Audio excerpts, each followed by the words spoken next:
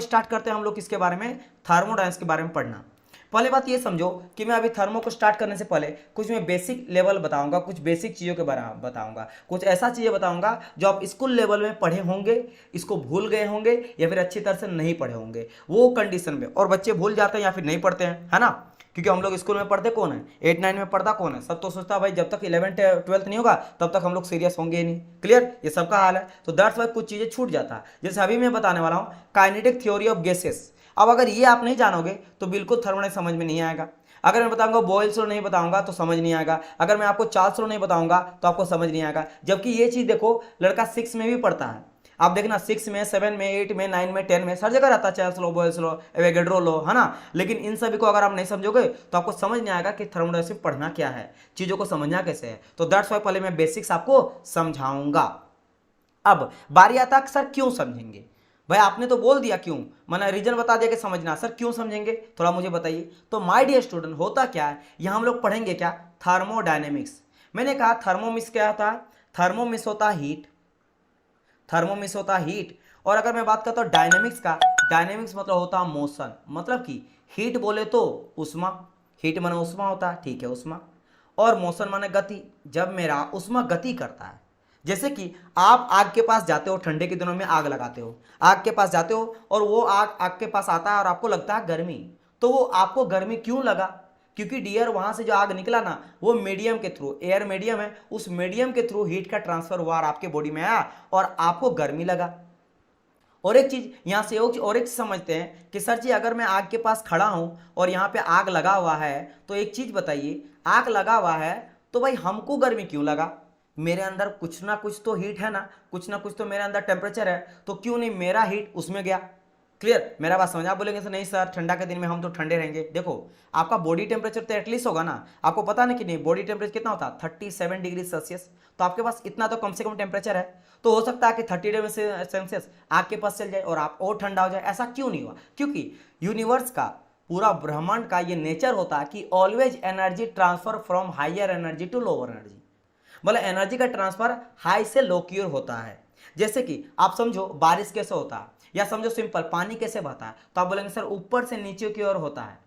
आपका अगर नदी बहता कैसे ऊपर से नीचे की ओर आता, कभी देखो कि नदी नीचे से ऊपर की ओर बह रहा, कभी नहीं होता। अच्छा ठीक है ये हो गया। और अगर मैं बात करता हूं बारिश कैसे होता, बारिश होता प्रेशर डिफरेंस के चलते, जो लैंड होता हम लोग का जमीन जहां पे होता है वहां पे हो जाता लो प्रेशर क्रिएट, है ना, और जो जहां पे पानी वगैरह होता ना वहां पे हो जाता आपका हाई प्रेशर क्रिएट। तो हाई से लो की ओर, जैसे आपका बोलेंगे सर हाई प्रेशर क्यों क्रिएट हो जाता, क्योंकि डियर स्टूडेंट वहां पे क्या होता है गर्मी के चलते वेपर बन के जितने भी आपका समुद्र में पानी रहता है वो वेपर बनने लगता है और लाइट डेंसिटी लाइट हो जाता है, वो उड़ने लगता है, उठते जाता है उठते जाता है, जैसे लाइट होने लगता है वो उसके क्या होने लगता है ऊपर आने लगता है।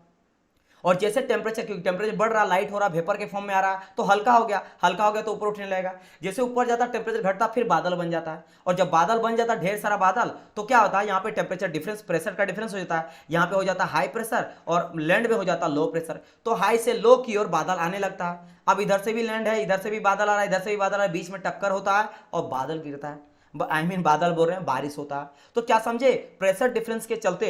सिमिलरली अगर बात करेंगे कि इलेक्ट्रिसिटी फॉलो क्यों करता है, पोटेंशियल डिफरेंस के चलते, जहां पोटेंशियल डिफरेंस होगा तो हाई से लो की ओर इलेक्ट्रिसिटी फॉलो करता है। सिमिलरली बारिश या पानी क्यों होता है, प्रेशर डिफरेंस के चलते।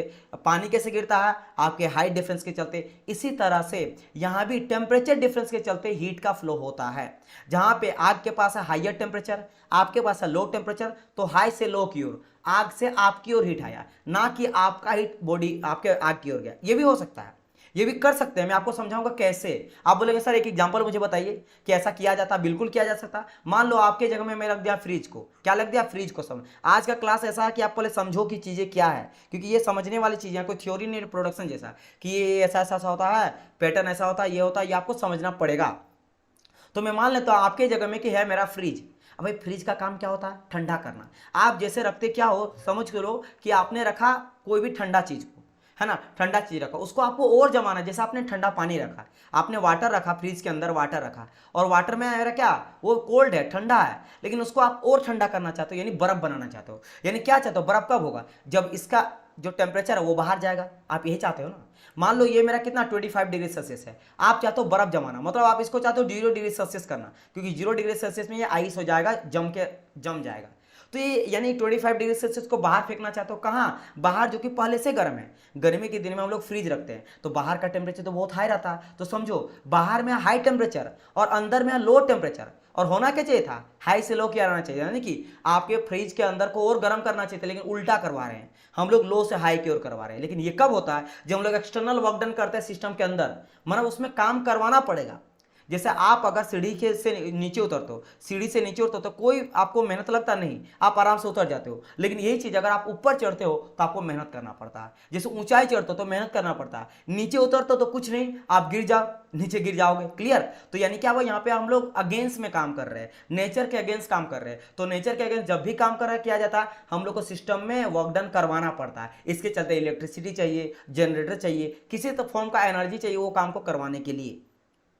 तो यहां पे समझ ये आया कि सर यहां पे बेसिक कंडीशन ये है कि हीट फ्लो कर रहा है, हीट फ्लो कर रहा है। और एक चीज एक होता है मेरा हीट जो ट्रांसफर करता है वो तीन मीडियम में होता है, एक होता है मेरा कंडक्शन, एक होता है मेरा कन्वेक्शन, और एक होता है मेरा रेडिएशन। बहुत ध्यान से समझना, कंडक्शन में क्या होता है, हीट ट्रांसफर। जैसे में ये हाथ है, मान लो एक लोहा, गर्मा गर्म लोहा है, आप जैसे गर्मा गर्म लोहा को छुओगे आपको लगने लगेगा गर्म। क्या लगने लगेगा, गर्म।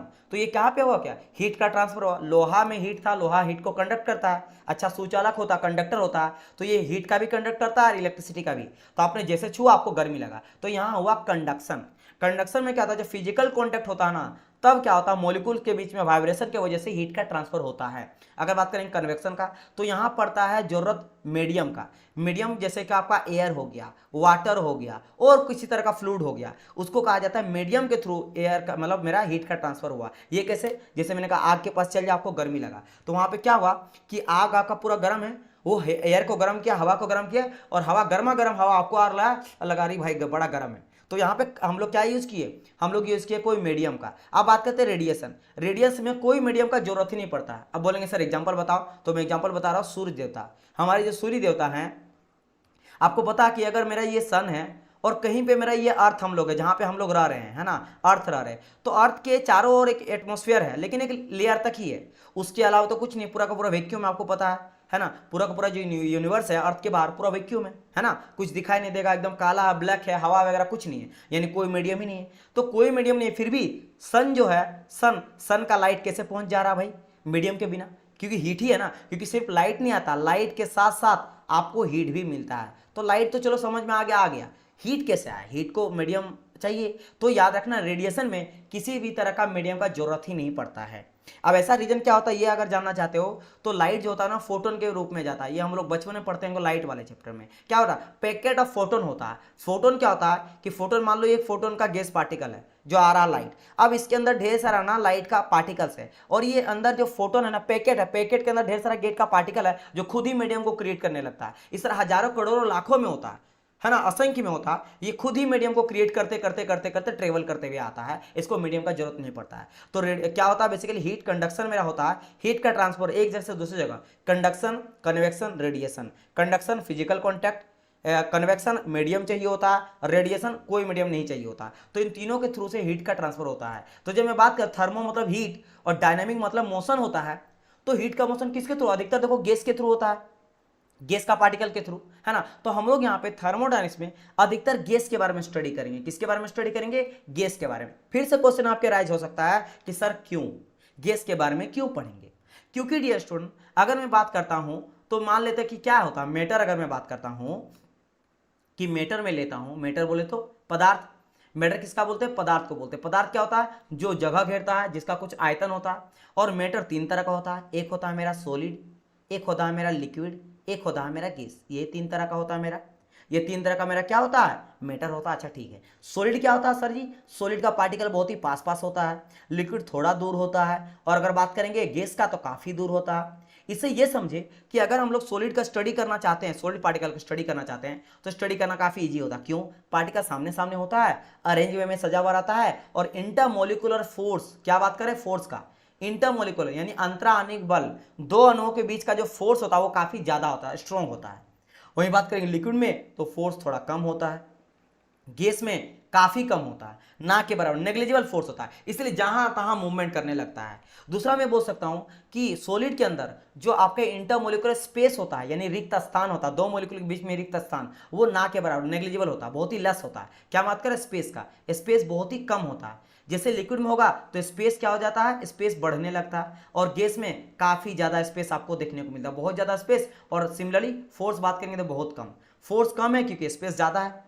यानी कि अगर मैं लिक्विड का और सॉलिड का स्टडी करना चाहता हूं तो ये काफी इजी है स्टडी करना, इनके मॉलिक्यूल्स के बारे में पता लगाना उतना टफ नहीं होता है। लेकिन गैस के बारे में स्टडी करना इट्स वेरी डिफिकल्ट। ऐसा क्यों? क्योंकि गैस का जो बिहेवियर अगर आपको जानना है तो गैस का बिहेवियर जानना काफी डिफिकल्ट है, क्योंकि वह काफी रैंडम बिहेवियर शो होता है, काफी अप्रप्ट और रैंडम बिहेवियर शो करता है। ये आप इसी तरह समझ सकते हो कि क्लासरूम है, एक क्लासरूम में 4 बच्चे खड़े हैं, और 4 बच्चे खड़े हैं बेचारे, आराम से सीधे सीधे क्या है, ये खड़े हैं। अब कोई आपसे बोला जाए, प्रिंसिपल बोले कि जाओ इन चारों बच्चा के बारे में ना थोड़ा पता करके आओ, जैसे कि इन बच्चा लोग का हेयर स्टाइल कैसा है ना, इन लोग दिखता कैसा है, कौन सा कलर का शर्ट पहना हुआ है ना, और कुछ चीज़ों के बारे में डिस्कस करने बोलेगा कि थोड़ा देख के आओ, किसके होंठ में मान लो कुछ लगा हुआ गंदगी, या कोई खाना खा रहा है, इस तरह की चीज़ें, तो आप आराम से पता कर सकते हो। अगर ये सॉलिड स्टेट बोले तो मॉलिक्यूल्स एकदम अरेंजमेंट में सजा हुआ है।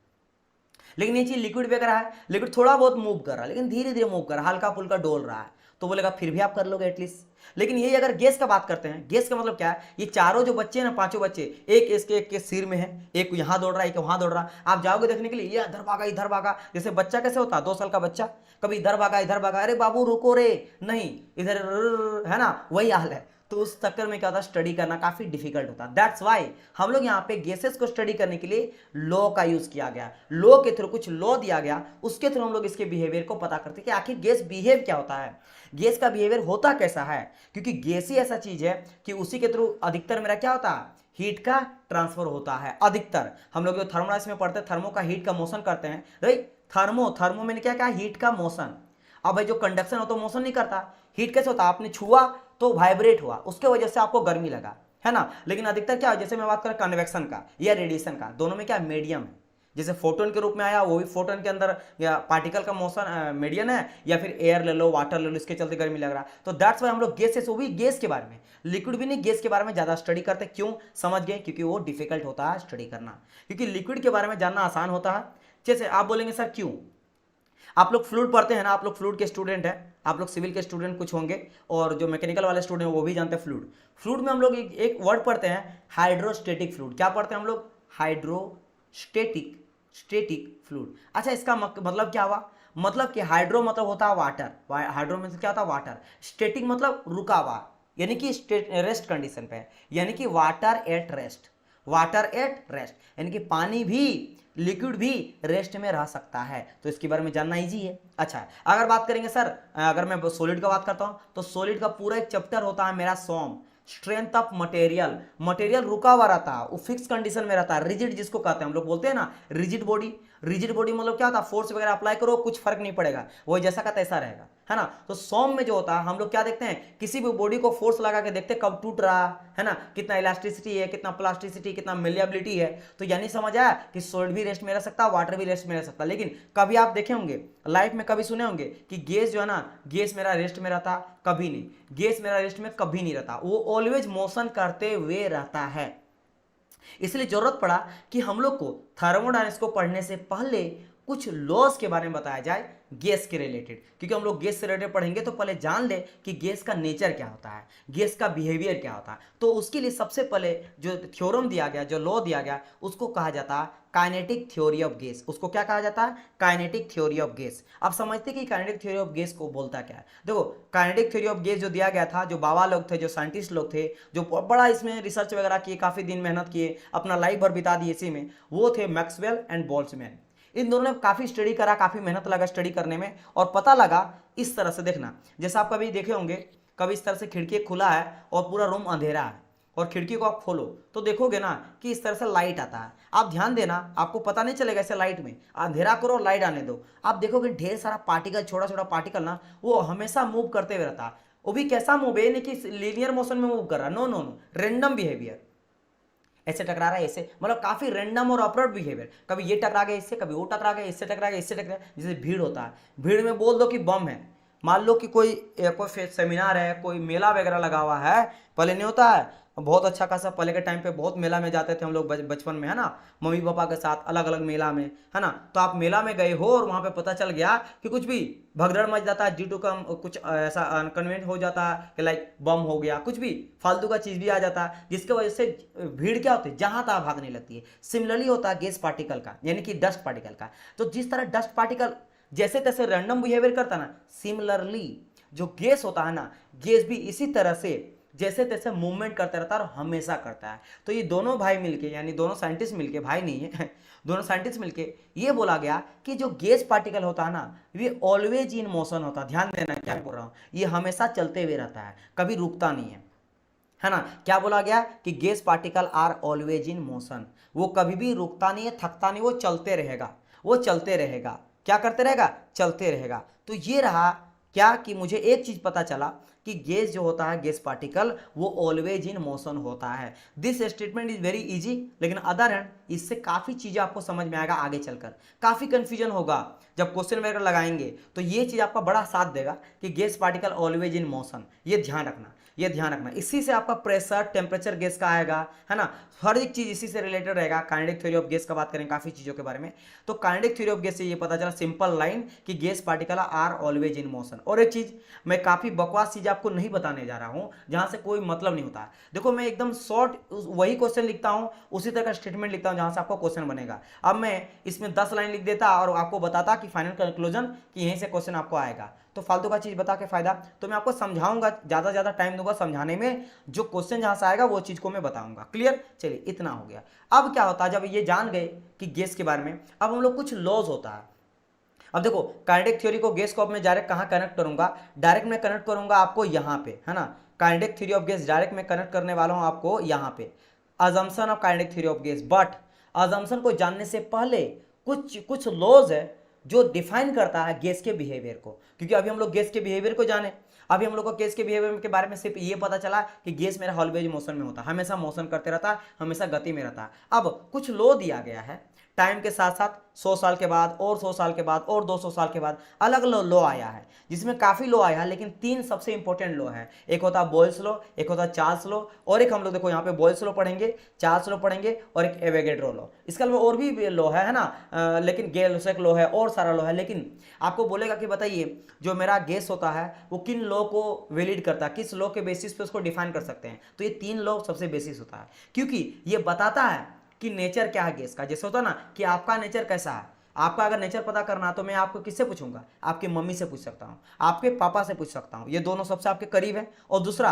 अगर आपके बहन है ना, या फिर हो सकते हैं शादीशुदा हो गए हैं तो आपके वाइफ से पूछ सकते हैं, या हस्बैंड हो तो आपके पत्नी से पूछ सकते हैं कि भाई कैसा नेचर है आपके पापा का, या फिर बच्चे से पूछ सकते हैं, तो वो बता सकता है ज़्यादा कि आपका नेचर किस तरह का है। सिमिलरली हम लोग गैस के नेचर के लिए सबसे जो लॉ पढ़ते हैं, बेसिक लॉ, वो होता है बॉयल्स लॉ। और एक चीज़, ये सब सर आया कहां से, ये सब आप पढ़ चुके होंगे, है ना, 8-9 में पढ़ चुके होंगे। तो स्टार्ट करते हैं बॉयल्स लॉ को जानना कि आखिर बॉयल्स लॉ कहता क्या है। फिर से बहुत सारी चीजें नहीं बताऊंगा, जितना इंपॉर्टेंट है वही बताऊंगा। तो ये कहता है कि अगर मेरा eight constant temperature of the gas, अगर गैस के टेम्परेचर को हम लोग कांस्टेंट रखेंगे, टेम्परेचर बढ़ने घटने नहीं देंगे, तो जो वॉल्यूम होता है गैस का is inversely proportional to the pressure of the gas.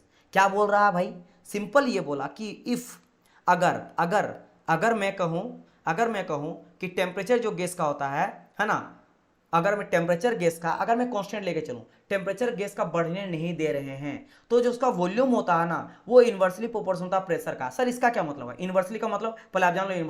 Inversely मतलब समझो मेरा हाथ एक ऊपर जाएगा तो दूसरा नीचे आएगा।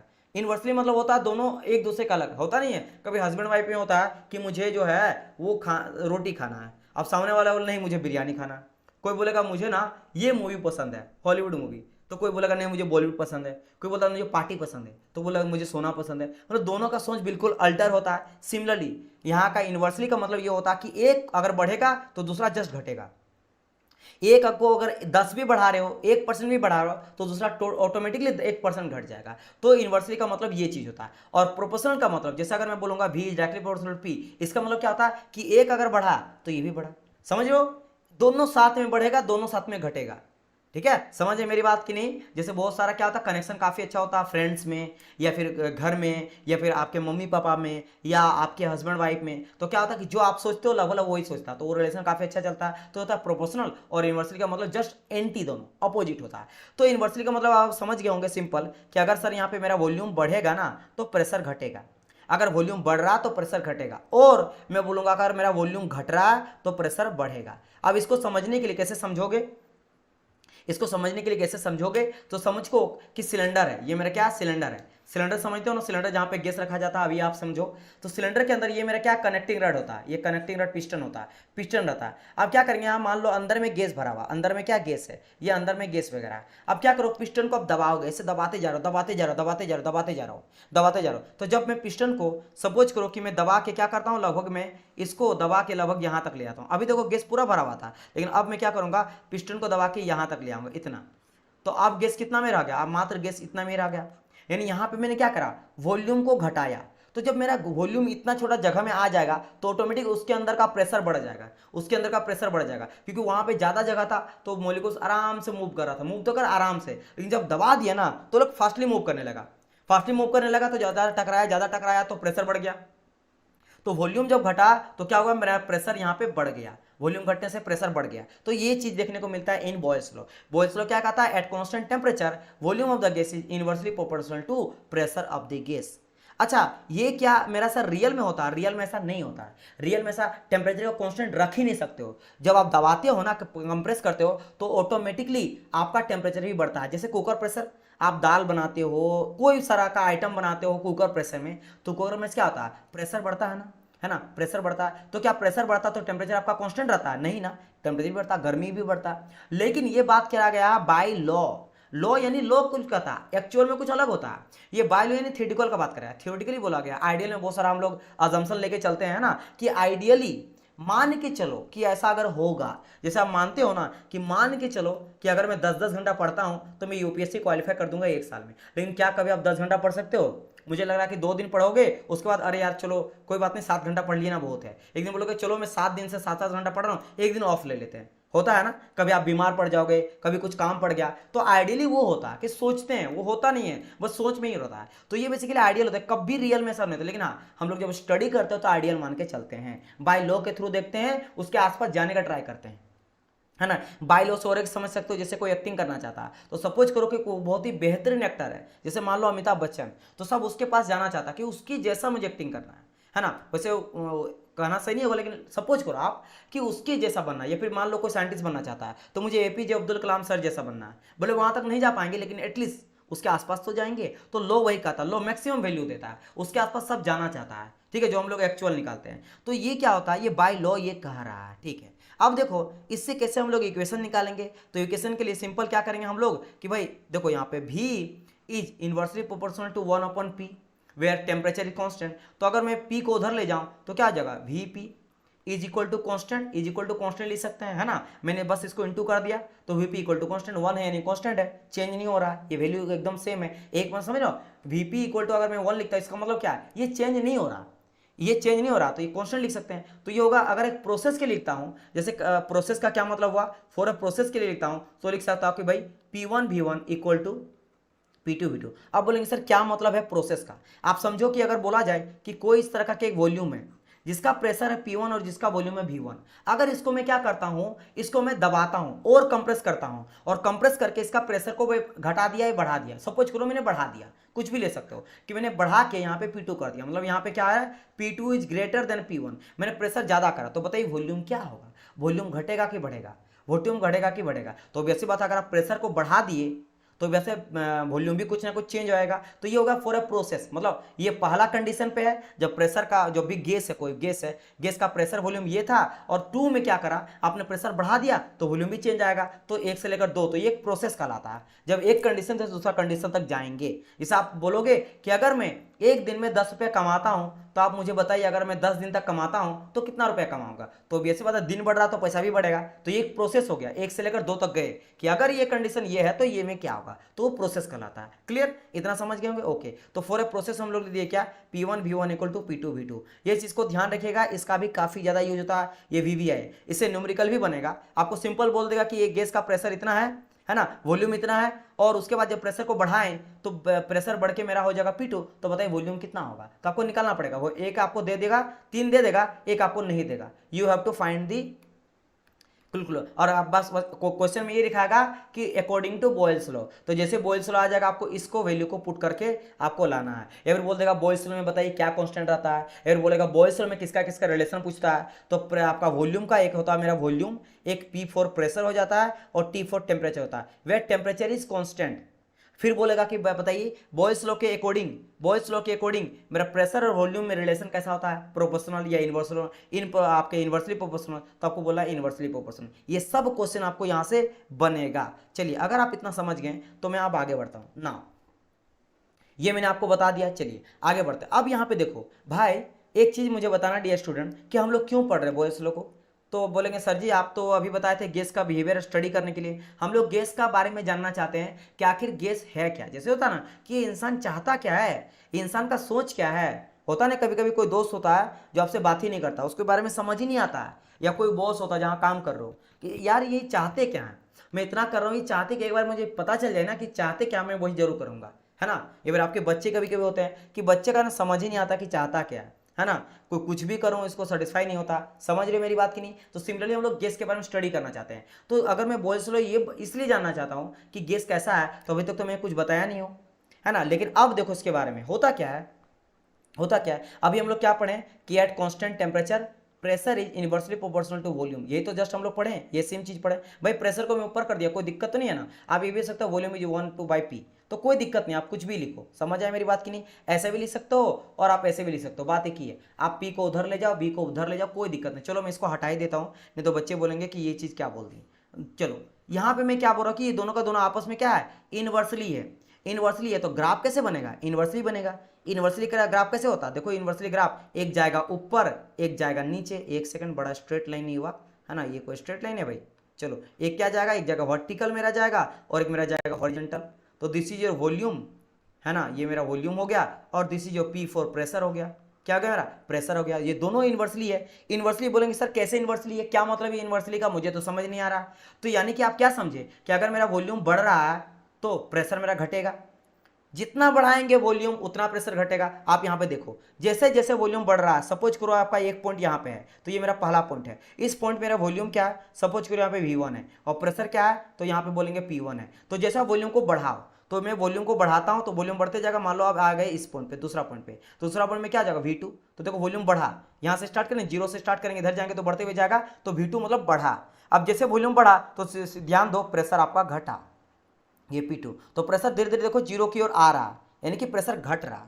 क्लियर हुआ कि नहीं। और देखो अगर मैं वॉल्यूम को क्या करता हूँ, थोड़ा मैं घटाता हूँ तो ऊपर चल जाता हूँ, यहाँ पे 3 पॉइंट को यहाँ ले लेता हूँ। तो मैंने क्या करा, वॉल्यूम घटा, देखो यहाँ पे V3 आपका क्या जीरो के नजदीक है, वॉल्यूम घटा, तो वॉल्यूम घटा तो प्रेशर बढ़ गया, देखो यहाँ पे ऊपर चल गया, P3 क्या गया, ऊपर चल गया। यानी कि समझ आ रहा है ना कि जैसे जैसे मेरा प्रेशर जो है वो घटते जा रहा है, वॉल्यूम बढ़ते जा रहा है, फिर जैसे से वॉल्यूम मेरा घटते जा रहा, प्रेशर बढ़ते जा रहा। तो यानी समझ आ गया कि यस सर ये रिलेशन बिल्कुल सही बोल रहा है, मेरा इनवर्सली प्रोपोर्शनल का दे रहा है। नाउ अगर आप इतना समझ गए तो अब आगे बढ़ते हैं।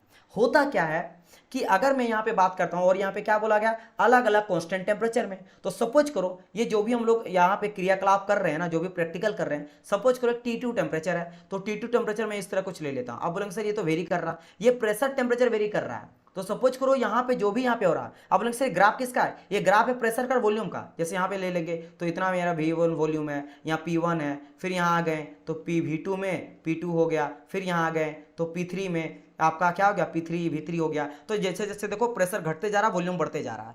तो ये graph basically pressure and volume का है। तो इसका मान लेते हैं कि ये जो भी किया गया ना, टेम्परेचर कांस्टेंट है, क्योंकि ये बात कर रहा हम लोग किसका कि टेम्परेचर कांस्टेंट लेके चलेंगे एट बॉयल्स लॉ। तो मैं मान लेता कि T2 टेम्परेचर है, पूरा का पूरा प्रोसेस में T2 टेम्परेचर है। क्लियर, ठीक है। सिमिलरली अगर मैं बात करता हूँ और एक मैं ले लेता हूँ थोड़ा हाइयर टेम्परेचर, उससे क्या करता थोड़ा सा यहाँ पे देखो ध्यान से कि लोअर टेम्परेचर है T2, फिर उसके ज़्यादा उससे ज़्यादा टेम्परेचर बढ़ते जा रहा है, तो इधर जा रहे तो टेम्परेचर बढ़ते जा रहा है, तो थोड़ा टेम्परेचर को और बढ़ा दिया, फिर कॉन्स्टेंट रख दिया। समझ आया, चेंज नहीं हो रहा। ये अलग अलग प्रैक्टिकल है, ये एक प्रैक्टिकल में बात करें, अब दूसरा प्रैक्टिकल ले लो। वहाँ सपोज करो कि T1 टेम्परेचर ले लेंगे, तब मैं देखा टेम्परेचर थोड़ा बढ़ा दिया तो कुछ ऐसे हो गया, ऐसे मेरा ग्राफ मिला किसका, प्रेशर का वॉल्यूम का। मैंने थोड़ा सा और टेम्परेचर बढ़ाया फिर फिक्स कर दिया। जैसे बात करो कि 100 डिग्री सेल्सियस करके आप फिक्स कर दिए और वॉल्यूम टेम्परेचर के बारे में देख रहे हैं। कभी आपने क्या करा, 200 डिग्री सेल्सियस कर दिया और फिक्स कर दिया कि टेम्परेचर बढ़ेगा घटेगा नहीं, अब देख रहे हैं हम लोग वॉल्यूम टेम्परेचर के बारे में। फिर आपने क्या करा, और बढ़ा दिया, 500 डिग्री सेल्सियस कर दिया और फिर फिक्स कर दिया, फिर वॉल्यूम प्रेशर का चेंज आप देख रहे हो। तो सेम चीज यहाँ पे हम लोग कर रहे हैं। तो जब ये चीज मुझे पता चलता है, 3 ग्राफ मुझे मिलता है कुछ ऐसा, टेम्परेचर बढ़ाते तो फिर एक ऐसा प्रेशर वॉल्यूम का, फिर बढ़ाते ऐसा। अब ये तो मैं किसका बात कर रहा हूँ, रेड जो मैंने दिखाया ये किसका मैं बात कर रहा, ये तो मैंने बात करा आइडियल गैस का। बोले तो बाय लॉ, अभी जो हम लोग पढ़े वो क्या था, ये तो बाय लॉ ही था ना। बाय लॉ बोले तो आइडियल, आइडियल मतलब बाय लॉ। लेकिन अगर मैं रियल में देखता हूं, मैंने कहा रियल में ऐसा नहीं होता है। तो रियल में होता कैसा, रियल में अगर देखते हैं ना, तो अगर टेम्परेचर कम रखते हैं तो टेम्परेचर कम जब होता है ना, तो पूरी तरह से स्ट्रेट लाइन मुझे मिलता है इस तरह से, ये जाके इस तरह से कर्व मिलता है। अगर मैं टेम्परेचर बढ़ाता हूं थोड़ा सा, तो होता क्या ना, ये इसके सामने सामने, अब देखो धीरे धीरे इसके सामने माने इसके करीब करीब आने लग रहा है। किसके करीब, टेम्परेचर आपके प्रेशर वॉल्यूम के करीब, जो आपका आइडियल के करीब था। और अगर टेम्परेचर बढ़ाते हैं तो जाके पूरी तरह से सट जाता है। देखो सबसे ऊपर वाला, सबसे ऊपर वाला देखना, ग्रीन वाला अगर आप देखोगे तो ये ग्रीन वाला जो है ना, ये रियल गैस का बता रहा है, और जो ब्लैक वाला है वो है आइडियल गैस का। तो जब ज्यादा टेम्परेचर बढ़ा रहे हैं ना, तो देखो यहाँ पे कितना गैप है, यहाँ पे अगर बात करेंगे तो यहाँ पे इतना सारा गैप है। जबकि ये ग्रीन वाला किसका, ये है आपका रियल का, और ब्लैक वाला है आइडियल का। तो आइडियल और रियल में काफी अंतर है। मतलब दोनों का बिहेवियर का बात करें, दोनों का आदत बहुत अलग अलग है, बहुत अलग अलग है ना, दोनों अलग अलग है। क्योंकि समझो कि यहाँ देखो प्रेशर बढ़ रहा है लेकिन वॉल्यूम बढ़ ही नहीं रहा, है ना। और इधर बात करेंगे तो यहाँ पे देख रहे कितना हम लोग वॉल्यूम बढ़ा रहे हैं, प्रेशर मेरा कुछ हो ही नहीं, मतलब ये अजीब तरह का बिहेवियर हो रहा है। जैसे टेम्परेचर बढ़ाते हैं ना, उसी की तरह बिहेव करने लगा। देखो ऊपर में ये दोनों लाइन सर, लेकिन जैसे टेम्परेचर बढ़ा दिए दोनों आप पे चिपक गया। मतलब क्या हुआ कि मेरा यहाँ पे जो है ना, वो रियल गैस आइडियल गैस की तरह बिहेव करने लगा। क्या करने लगा, रियल गैस आइडियल गैस। तो यहां से मुझे एक पता चला, किसके बारे में, जो गैस के बारे में स्टडी कर रहे हैं। क्या पता चला कि जब हम लोग हाई टेम्परेचर में रखते हैं ना, तो रियल गैस जो होता है ना, वो बिहेव करता है is more close to ideal gas. यही आपको बताना था कि रियल गैस आपको बोलेगा कि बताइए कब मेरा रियल गैस जो है ना, वो मेरा आइडियल गैस की तरह बिहेव करता है। एक्चुअल में नहीं करता है, लेकिन कब करता, अगर पूछ दे तो कब करता, तो आपको बोलना है जब हाई टेम्परेचर रहता। क्या रहता, जब का टेम्परेचर हाई रहता। हाई टेम्परेचर में आइडियल गैस रियल गैस की तरह बिहेव करता है, या फिर रियल गैस जो होता है ना, वो आइडियल की तरह बिहेव करता है हाई टेम्परेचर। क्योंकि हाई टेम्परेचर में देखो दोनों का दोनों लाइन जाके सट गया।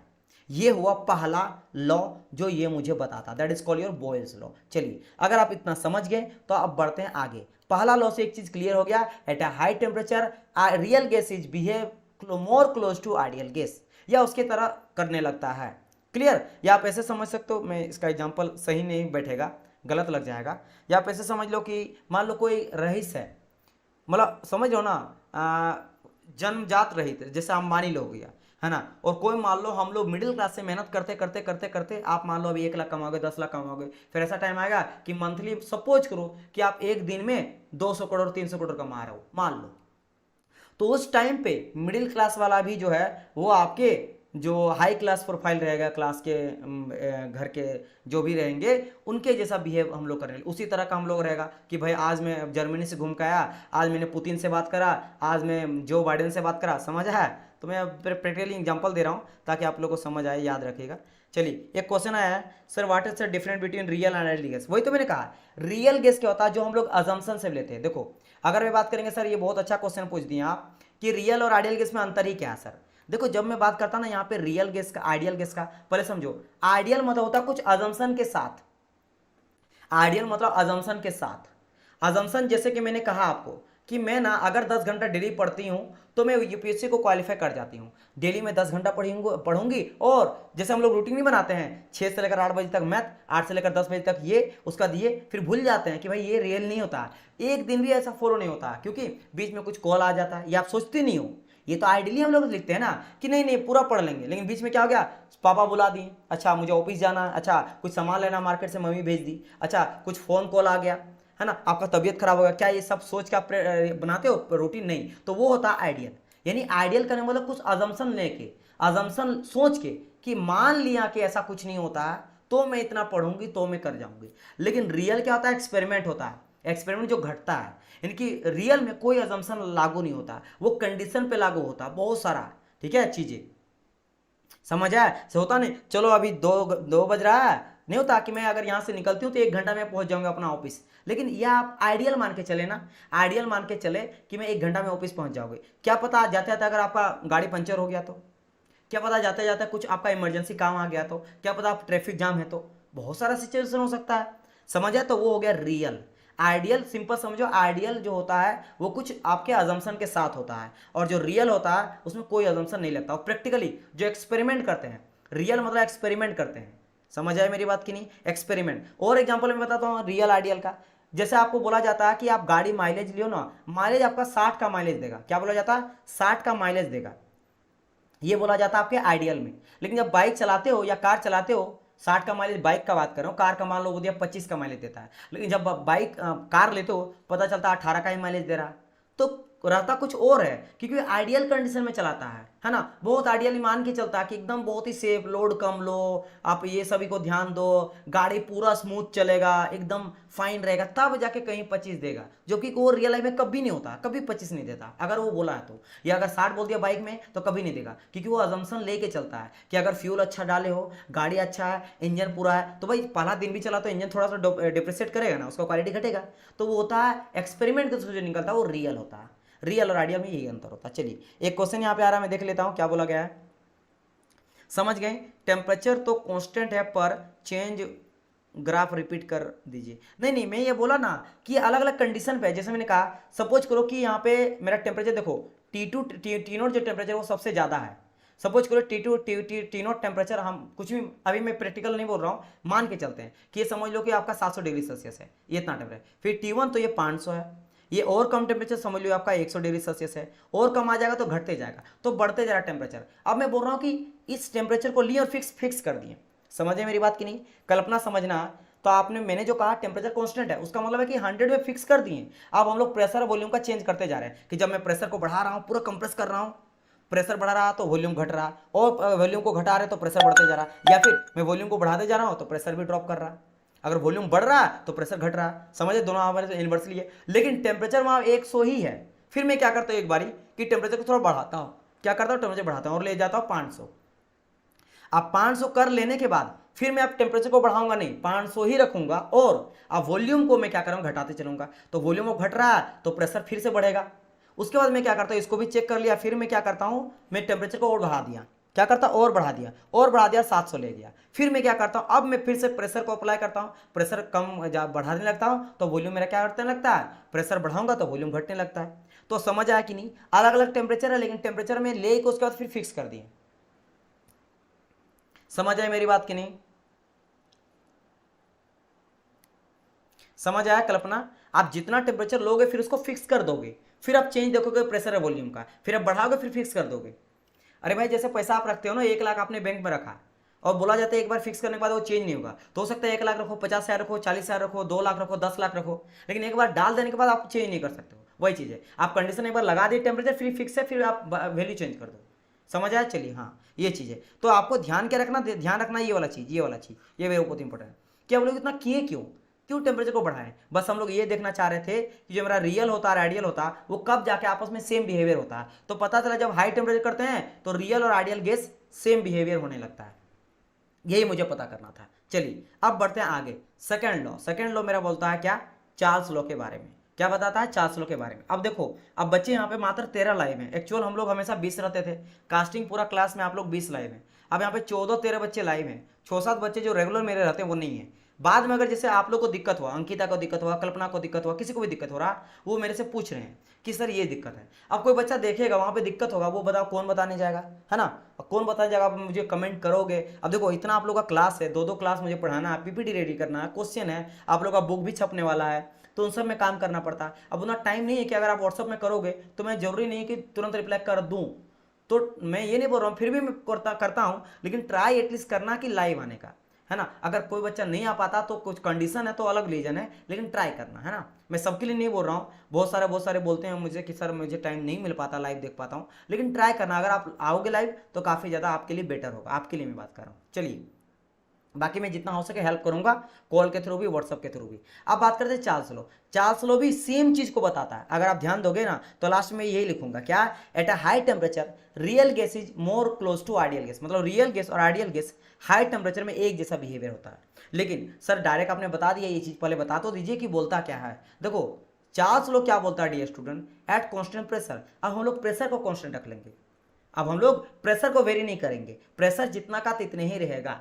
अब ये कोई भी प्रेशर हो सकता है, 400 मान लो प्रेशर अपने बार में लेते हैं तो 10 बार 20 बार 30 बार, लेकिन जितना आपने एक बार चूज कर लिया कि 50 बार, अब 50 बार में ही आप क्या करो, देखो वॉल्यूम और टेम्परेचर के बीच में अंतर देखो। तो क्या हो रहा कि at a constant pressure the volume of the gas is proportional to the absolute pressure. मतलब कि जब मैं प्रेशर को ले लेता हूं कांस्टेंट तो मेरा जो वॉल्यूम होता है वो डायरेक्टली प्रोपोर्शनल होता है टेम्परेचर का। अब ये समझना कैसे, ये समझना कैसे, यहाँ क्या करा, प्रेशर को कांस्टेंट ले लिया। जब आपका वॉल्यूम धीरे धीरे बढ़ता है, या आप समझो कुकर प्रेशर, जैसे आप कुकर प्रेशर में क्या करते हो, आप बढ़ाते हो टेम्परेचर, वैसे वहाँ तो वॉल्यूम आपका फिक्स रहता है, लेकिन आप समझो कुछ इस तरह से कि आप समझ लेना कैसे, कि समझ लो गुब्बारा कोई है, क्या है, गुब्बारा है। अब गुब्बारे में आप फूंक मार रहे हो, जैसे वॉल्यूम बढ़ते जाता है धीरे धीरे गर्म होते जाता है, धीरे धीरे क्या होता है, गर्म होते जाएगा, क्योंकि आपका जो एयर ब्लो कर रहे हैं ना उसमें कार्बन डाइऑक्साइड है, आप ऐसे समझो। या फिर ये समझो कि मान लो ऑक्सीजन ही डाल रहे हैं, ऑक्सीजन का पार्टिकल, क्या मैंने कहा सबसे पहले कि oxygen are always in motion, हमेशा मोशन में रहता है। अगर हमेशा मोशन में रहेगा तो गैस पार्टिकल में टकराएगा, टकरा रहा। तो जैसे वॉल्यूम बढ़ते जा रहा, गुब्बारा बड़ा होते जा रहा, वो गर्म भी होते जाएगा, क्योंकि अंदर का पार्टिकल टकराते जाएगा। क्लियर। तो यहाँ पे क्या होगा, लेकिन प्रेशर कॉन्स्टेंट है। अब बोलेंगे सर ये कैसे पॉसिबल है, तो इसीलिए तो कहा जाए कि ये मेरा क्या, बाय लॉ है। जैसे यहाँ पे भी आपको पता है कि सर ये तो होना पॉसिबल नहीं है ना। एक बहुत ही फेमस मीम नहीं बोलता है कि ये तो कुछ समझ से परे है, अरविंद केजरीवाल जी हमेशा बोलते रहते हैं ना, मीम कहीं भी आ जाता है कि ये तो समझ से परे है। तो वही चीज़, ये समझ तो परे है क्योंकि ये लॉ है ना, बाय लॉ है, ये रियल में नहीं होता, ये आइडियल है। इसलिए मैं बोला था कि यहाँ पे जब मैं ग्राफ बनाया था कि पीवी के बाद, तो ये मैंने कहा था बाय लॉ है, या बाय लॉ है यानी आइडियल है, ये रियल में एग्जिस्ट नहीं करता। रियल में टेम्परेचर वेरी करता है, सिमिलरली यहाँ भी प्रेशर वेरी करेगा, लेकिन हम लोग आइडियल मान के चल रहे हैं, बाय लॉ मान के चल रहे हैं कि लॉ ये कहता है, लॉ ये कहता है। ठीक है, जो बोले हम लोग अजम्पशन देखेंगे कि अगर मैं 400 सर आप बोल रहे बाय लॉ, लॉ आइडियल है, तो आइडियल के लिए कुछ तो अजम्पशन होगा ना, कि क्या क्या अजम्पशन लेके चलेंगे वो मैं बताऊंगा आपको, है ना, टेंशन ना लो। लेकिन अभी पहले समझो कि at a constant pressure, pressure को कांस्टेंट रखते हैं तो वॉल्यूम में डायरेक्टली प्रोपोर्शनल टू टेम्परेचर। अब फिर से अगर प्रोसेस लेते हैं, मान लो एक प्रोसेस में वॉल्यूम कुछ है, टेम्परेचर कुछ है, और मैं अगर उसका टेम्परेचर को मान लो T2 कर दिया, T1 था T2 कर दिया, मैंने टेम्परेचर बढ़ा दिया, तो वॉल्यूम क्या चेंज आएगा। तो फॉर अ प्रोसेस के लिए लिखते हो तो क्या करोगे, सिंपल। तो यहाँ पे क्या था मेरा, V is directly proportional to T था, तो मैं क्या करता हूँ, T को नीचे ले आता हूँ, V/T इज इक्वल टू 1 यानी कॉन्स्टेंट लिख सकते हैं। तो फॉर अ प्रोसेस क्या लिखें भाई, V1T1 is equal to V2T2, बस सिंपल सा लॉजिक है। दो प्रोसेस के लिए इसी तरह हम लोग लिखते हैं, पहला इज इक्वल टू सेकंड। अच्छा आप मेरे से एक चीज क्वेश्चन नहीं पूछे हैं, चलो मैं बताता हूं कि सर एक चीज बताइए, जैसे यहाँ पे P1 V1 is equal to क्यों लिख रहे हैं आप। इतना मुझे पता है कि आप लोगों को पता होना चाहिए, लेकिन अगर नहीं पता है तो आप ये जान लो कि देखो मेरा बात समझे, इसके अंदर का जो भी एनर्जी रहेगा, आपको पता है ना यूनिवर्सल क्या कहता है, energy neither create nor destroy, only के change one form to another form. आपके पास अगर 1 लाख रुपया है तो आप 1 लाख का ही खरीद सकते हो, आप कुछ भी खरीदो। आपका मन है कि मुझे आईफोन खरीदना, आपका मन है कि मुझे खुशी खरीदना, खुशी तो नहीं खरीद सकते हो, लेकिन कुछ भी खरीदना, ड्रेस खरीदना, आप 1 लाख का ही यूज करोगे, आप 1 लाख के यूज करो। आपके अंदर जितना एनर्जी है आप उसी एनर्जी का यूज करके कोई काम कर सकते हो, कुछ भी कर सकते हो। एनर्जी का बस रूपांतरण होता है, एनर्जी चेंज होता है एक फॉर्म ऑफ एनर्जी से दूसरे फॉर्म ऑफ एनर्जी से। तो जो भी यहाँ पे प्रेशर वॉल्यूम मिलके जो भी एनर्जी होगा उस गैस का, वही आपका सेम रहने वाला। हाँ ये बोल सकते हो कि प्रेशर मान लो 10 है और वॉल्यूम 10 है, और यहाँ पे आपने क्या करा, प्रेशर को बढ़ा दिया और प्रेशर को बढ़ा के 15 कर दिया, तो वॉल्यूम घट के 5 हो जाएगा। समझ आया। सिमिलरली इज इक्वल टू यहाँ जो लिखे हैं सेम कंडीशन, यहाँ पे इसका दोनों का वैल्यू जितना रहने वाला है वो एनर्जी सेम यहाँ पे रहने वाला है, यानी कि E1 equal to E2, energy same होगा, बस एनर्जी में चेंज आएगा। जैसे वॉल्यूम अगर बढ़ जाएगा तो प्रेशर घटा बढ़ा के उसको बैलेंस करेगा कि भाई इतना था, ये 50 था तो 50 ही रहने वाला है। एनर्जी एनर्जी कंजर्वेशन जानते हो ना, दुनिया का कोई भी चीज में जो एनर्जी है वो कंजर्व रहता है ना। आपके अंदर का एनर्जी, सन के एनर्जी का एनर्जी, इस धरती के एनर्जी का एनर्जी, बस एक एनर्जी दूसरे एनर्जी में कन्वर्ट होता है। इसलिए कभी भी हम लोग का अर्थ का देखो टेम्परेचर बढ़ रहा, कार्बन डाइऑक्साइड बढ़ रहा, कुछ भी बढ़ रहा, लेकिन अर्थ का एनर्जी सेम रहता है, खाली फॉर्म में चेंज हो रहा है, अलग फॉर्म में हो रहा है। अब बोले सर ग्लोबल वार्मिंग से टेम्परेचर क्यों बढ़ रहा है, अगर 50 साल पहले जाएंगे टेम्परेचर कम था, क्योंकि डियर स्टूडेंट हम लोग किसी और फॉर्म ऑफ एनर्जी को किसी और फॉर्म ऑफ एनर्जी कर रहे हैं, दैट्स वाई यहाँ पे हो रहा है। हम लोग पेड़ वगैरह कट रहे हैं तो उसका जो एनर्जी वो ग्लोबल वार्मिंग में बढ़ रहा है, समझ आया। तो इसके वजह से हम लोग इक्वल लेके चलते हैं, एनर्जी कंजर्वेशन को रूल को हम लोग फॉलो करते हैं। ये बहुत ही बेसिक चीजें मैं बता दिया, ठीक है। तो फॉर अ साइकिल, ये मेरा फॉर अ प्रोसेस बोल रहा, साइकिल नहीं, प्रोसेस साइकिल अलग होता है, ढेर सारा प्रोसेस मिल के साइकिल होता है ना। अभी हम लोग साइकिल की ओर मत जाओ, प्रोसेस मान लो 1 से लेकर 2 के बीच में प्रोसेस होता है, उससे 2 से 3, 3 से 4 अलग अलग प्रोसेस। तो ये चीज दिखा, ठीक है। अब बोलेंगे सर प्रूव करके दिखाए ग्राफ में। तो पहली बात यहाँ पे क्या देख रहे हो कि volume is directly proportional to temperature, और मैंने प्रोपोर्शनल का मतलब क्या कहा कि वो आपका पार्टनर जो आप बोलेंगे वही आप मानेगा। तो बोलेंगे आज हम डियर, आज हम लोग का ना, आज मैं मुझे खाने का मन कर रहा बाहर जाके, बोलो बिल्कुल सही सोच है ना। आप बोल रहे आज ना मुझे मूवी देखने का मन कर रहा, बिल्कुल सही बात है जी, चलिए करिए, वो चीज़ है। होता नहीं है, या फिर जो बेटे बोले कि पापा मुझे इंजीनियरिंग करना, हाँ बेटा कर लो, पापा मुझे आज पढ़ाई नहीं करना, हाँ बेटा कर लो, होता नहीं है, लेकिन सपोज कर लो कि यानी कि जो ये जैसे बढ़ेगा वैसे ये भी बढ़ेगा। अगर वॉल्यूम बढ़ेगा तो टेम्परेचर बढ़ेगा, अगर ये घटेगा तो ये भी घटेगा। सर प्रोसेस मीन्स कैसे सर? प्रोसेस माने सर, प्रोसेस माने समझ लो, प्रोसेस मतलब कि जैसे बोलेंगे कि मैं खाना, अभी मैं पानी में चावल डाली हूँ, अब वो पक के रेडी हो गया, तो वो एक प्रोसेस में बना। एक प्रोसेस मतलब कि एक कंडीशन से दूसरे कंडीशन में जाना, एक कंडीशन से दूसरे कंडीशन, सेम चीज को जा रहे हैं और उसमें चेंजेस देख रहे हैं क्या क्या हो रहा है। तो एक पर्टिकुलर टाइम पे आप पानी को गर्म कर रहे हो, उसका कुछ टेम्परेचर होगा, उसका कुछ आपका वॉल्यूम होगा, है ना। उसके बाद आपने क्या करा कि उसको आप सेकंड टेम्परेचर, यानी कि आप गर्म करते रहे, गर्म करते रहे, तो ऑब्वियसली बात होगा टेम्परेचर चेंज हो जाएगा, है ना, वॉल्यूम चेंज हो जाएगा। और कोई बोलेगा पक्का 30 मिनट के बाद बताओ अभी टेम्परेचर कितना, जल्दी बताओ, तो आपको बोलेगा इतना टेम्परेचर है, वॉल्यूम कितना है ना, इतना, ठीक है। फिर बोलेगा उसके बाद और एक प्रोसेस कि 2 से 3 के बीच में, फिर देखेगा प्रेशर कितना, टेम्परेचर कितना है। सर कौन सी बुक छप रही है? आ रहा बुक आ रहा है, अभी उसमें काम स्टार्ट हो गया है, आप थोड़ा वेट करो, मैं आप लोग को खुद बता दूंगा, है ना। आप लोग के लिए इसी वैकेंसी के लिए, है ना, इसी वैकेंसी के लिए एक बुक आ रही है, तो उसमें बहुत अच्छा कलेक्शन होगा, मैं बहुत अच्छा अच्छा क्वेश्चन आप लोग को देने वाला हूँ, ठीक है। चलो ये आप जान लो कि आगे चलकर अगर आप इसको, इस वैकेंसी को आप सीरियसली पढ़ लिए ना, तो ये वैकेंसी तो अगर आप अच्छा पढ़ लिए तो निकाल ही लोगे, आगे चलकर आप आईएएस वगैरह भी बहुत अच्छी तरह से दे सकते हो। खैर आगे अभी बहुत सारा वैकेंसी आने वाला है, तो उसके लिए भी कर सकते हो अगर आपका मन हो और जॉब करने का, जॉब लेने का, है ना। चलिए तो मैं यहाँ पे समझ गया होंगे क्या होता है, प्रोसेस क्लियर हो गया ना अंकिता। चलिए अब बात करते हैं हम लोग यहाँ पे, तो मैंने कहा volume is directly proportional to temperature, volume जो होता है बाय करनी पड़े, ये मुझे नहीं पता डियर, ये ऑर्गेनाइजेशन से आपको पूछना पड़ेगा, है ना, ये आप लोग उनसे पूछेगा, शायद आप लोग को मिल जाए ऐसे, या फिर वो बिल्कुल मुझे आइडिया बिल्कुल नहीं है, क्योंकि वो आइडिया नहीं है, बस बात हुआ है ना, टीम से बात ये हुआ है कि एक बुक के सर बुक में काम किया जाएगा, है ना, स्टूडेंट को कुछ एक बुक मार्केट में देना पड़ेगा, है नहीं, तो हम लोग उसमें काम करेंगे और आप लोग हेल्प करिएगा।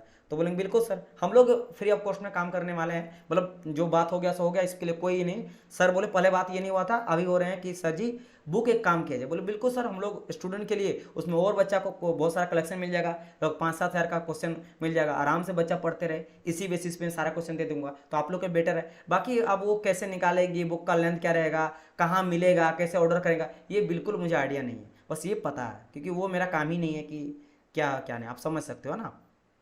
तो वो चीज़ मेरे से पूछो भी नहीं। हाँ ये पूछोगे सर क्वेश्चन कितना रहेगा, आप कितना डालोगे, किस तरह का क्वेश्चन लेवल रहेगा, उसका सॉल्यूशन रहेगा कि नहीं, आप कराओगे कि नहीं, वो सभी चीज़ें है ना, लेकिन वो सब में सॉल्यूशन के साथ आपको बुक मिलने वाला है। खैर आगे बढ़ते चलिए, थ्योरी के पढ़ते हैं, समझते हैं हम लोग यहाँ पे। तो यहाँ पे क्या बोल रहा है भाई, देखो अभी जस्ट मैंने कहा था ना यहाँ पे कि ये दोनों कैसा था, अगर मैं यहाँ पे ग्राफ देखती हूँ, यहाँ पे अगर मैं ग्राफ देखता हूँ तो ये कैसा था कि वॉल्यूम जो मेरा था, यहाँ ध्यान दो, वॉल्यूम मेरा क्या था, एक second, volume inversely proportional to pressure, मतलब अगर वॉल्यूम जैसे जैसे प्रेशर प्रेशर क्या हो रहा, घटते जा रहा, आपका वॉल्यूम बढ़ते जा रहा था, बढ़ते जा रहा, वॉल्यूम बढ़ रहा था और प्रेशर घट रहा था, वॉल्यूम नीचे आ रहा था, प्रेशर घट रहा था और वॉल्यूम बढ़ रहा था। लेकिन यहाँ पे क्या हो रहा, यहाँ बोल रहा डायरेक्टली प्रोपोर्शनल। डायरेक्टली प्रोपोर्शनल का मतलब क्या होता है डियर स्टूडेंट, डायरेक्टली प्रोपोर्शनल का मतलब ये होता कि अगर ये भी बढ़ेगा तो ये भी बढ़ेगा। तो देखो ये बिल्कुल स्ट्रेट लाइन जाएगा, ये स्ट्रेट लाइन जाएगा, ये स्ट्रेट लाइन जाएगा। अब बोलेंगे सर कैसे बढ़ेगा, थोड़ा प्रूव करके दिखा दो। देखो मैं आपको बता दे रहा हूँ, मान लो एक कंडीशन आपका एक है, ये दूसरा कंडीशन ये 2, तीसरा कंडीशन 3, और मान लो यहाँ पे गया कुछ, है ना, यहाँ गया इस तरह से, इस तरह गया, इस तरह गया, है ना, ये 2 3 सेम डिस्टेंस में ले लेते हैं। मान लो ये आपका 1 है, 2 है, 3 है, ये आपका 1 है, 2 है, 3 है, या फिर 30 10 मान लेते हैं ना, 10 20 30, 10 20 30। और मान लिया टेम्परेचर डिग्री सेल्सियस में 30 डिग्री सेल्सियस, 20 डिग्री सेल्सियस और 10 डिग्री सेल्सियस, और जरा बार में, है ना, वॉल्यूम में कुछ भी वॉल्यूम मीटर क्यूब में मान लो, है ना, तो आपका 30 मीटर क्यूब है, ये मीटर क्यूब है, मीटर क्यूब है, ये मान लेते हैं। अब देखो यहाँ पे मैं 1 बाय 1 करके बताता हूँ। अगर मान लो एक पॉइंट पे है, एक पॉइंट में कोई क्या है कि एट अ कांस्टेंट प्रेशर उस गैस का वॉल्यूम, क्या वॉल्यूम मान लेते हैं कि वॉल्यूम उसका है 10, तो देखो यहाँ पे 10 टेम्परेचर भी होगा 10 डिग्री सेल्सियस। अगर 2 पॉइंट में चल गए तो 20 अगर उसका वॉल्यूम हो जाएगा तो उसका टेम्परेचर भी 20 हो जाएगा डिग्री सेल्सियस। अगर 30 हो गया तो ये भी 30 हो जाएगा, जो भी उसका यूनिट है वो बात की बात है, यूनिट ऑफ वॉल्यूम में लो, सेंटीमीटर में लो। लेकिन ये अगर 30 तो ये भी 30, वो 40 तो वो भी 40, यानी बिल्कुल स्ट्रेट लाइन जाएगा। लेकिन ये किसका बात कर रहे हैं, ये मैंने बात करा किसका, ये बाय लॉ का, ये बाय लॉ, क्योंकि चार्ल्स लॉ बता रहे हैं, ये क्या मेरा लॉ है, लो बोले तो आइडियल कंडीशन। लेकिन एक्चुअल में क्या ऐसा होगा, यानी एक्चुअल में क्या प्रेशर कांस्टेंट रहेगा, नहीं, कुछ ना कुछ वेरी करेगा, एक माइनर भी में चेंज होगा, लेकिन चेंज होगा। भाई प्रेशर चेंज होते रहता है ना, प्रेशर बिल्कुल चेंज होगा, है ना, टेम्परेचर बढ़ाओगे तो प्रेशर भी चेंज होगा, बिल्कुल होगा। प्रेशर क्या होता है, जो मोलिकुल होता है, जैसे गुब्बारा में फुला रहा था, तो गुब्बारे में जब हवा डालूंगा तो उसका जो मोलिकुल है ना वो जाके गुब्बारे के दीवार पे टकराएगा, तो टकराएगा तो प्रेशर बढ़ाएगा, उसका प्रेशर बढ़ाएगा, है ना, तो प्रेशर बढ़ेगा ही बढ़ेगा। ये तो आइडियल मान के चले। तो रियल में कैसे होता है, तो जब मैं रियल में ग्राफ यहाँ देखता हूँ तो कुछ ऐसा जाता कि यहाँ देख लो, ये तो हो गया मेरा ब्लैक कलर का जो हो गया, ये मेरा हो गया किसके लिए, बाय लॉ यानी कि आइडियल। लेकिन रियल क्या देखा जाता है, रियल कुछ ऐसा होता है, मतलब स्टार्टिंग में दूर दूर रहता है, लेकिन जैसे जैसे मैं टेम्परेचर बढ़ाते जाता हूँ, देखो टेम्परेचर धीरे धीरे बढ़ रहा है, या टेम्परेचर बढ़ा, ये मान लो आपका 0 से स्टार्ट है, 10 20 30 40 50, तो देखो जैसे जैसे टेम्परेचर बढ़ रहा 30 गया, यहाँ 40 जाएगा, है ना, यहाँ 50 जाएगा, जैसे जैसे टेम्परेचर बढ़ते जा रहा है ये आपस में सटते जा रहा सटते जा रहा सटते जा रहा। एट अ हायर टेम्परेचर एक कहीं हाई पिक में जाके ये दोनों का दोनों देखो जाके मीट कर गया, मतलब आइडियल और रियल दोनों मीट कर, फिर से प्रूव हो गया क्या कि एट अ हाई टेम्परेचर में रियल गैस जो होता ना वो आइडियल गैस की तरह बिहेव कर रहा है। तो हम लोग क्या पढ़ना स्टार्ट किए थे कि आइडियल गैस के बारे में जानना, तो क्या कहता पता चला कि गैस जो होता है ऑलवेज मोशन करता है। दूसरा चीज, ये मेरा हाई टेम्परेचर में रियल गैस और आइडियल गैस एक जैसा बिहेव करता है, और यहां से भी मुझे पता चला चार्ल्स लॉ में कि हाई टेम्परेचर में आइडियल गैस रियल गैस की तरह बिहेव करता है। ये चीज क्लियर हो गया ना, ये क्लियर हो गया ना। और ये भी देखो रियल गैस है ग्रीन वाला, है ना, आपका ग्रीन कलर से रियल गैस है बाय एक्सपेरिमेंट, क्योंकि एक्सपेरिमेंट हो रहा है यहाँ पे। एक्सपेरिमेंट शुरू में दूर दूर था, मतलब जब टेम्परेचर कम देते हैं ना तो वो कुछ अलग तरह का करता है, ये कुछ अलग तरह का बिहेव होता है, समझ आया। लेकिन जैसे मेरा ऊपर बढ़ा, समझ लो अभी आपका पैसा का अंतर है, वो समझ लो कि एक बहुत ही अंबानी टाइप का आदमी है और हम लोग हैं, हम लोग हर एक चीज़ के बारे में सोचते हैं कि भाई खर्च करो, बस बहुत मेहनत का पैसा होता है, पापा दिए बहुत मेहनत से दिए हैं, हम लोग को खर्च करना बहुत ही समझ समझ के खर्च करना, कि पापा ऐसे नहीं कि गए हैं और ऐसे में बैठे हुए हैं और बिजनेस में पैसा आ रहा राखों में, हम लोग मेहनत करके पैसा आने वाले हैं। लेकिन जैसे जैसे बढ़ते जाएगा, हो सकता है आपके अगले जनरेशन जो होगा वो कहीं ना कहीं धीरे धीरे IAS वगैरह बन जाएगा, ऐसे करते करते विधायक बन जाएंगे, फिर मंत्री हो जाएंगे, है ना, हो सकता है इस तरह CM बन जाएंगे, उस टाइम पे इतना पैसा होगा फिर यहाँ पे सोचना नहीं पड़ेगा, फिर आप और कोई एक हायर सेक्शन का सब एक जैसा बिहेवियर करेगा, सब। तो ये मैं क्या ही एग्जांपल दे रहा हूँ आप लोग का ना, मैं कुछ भी एग्जांपल देने लगता हूँ समझाने के लिए।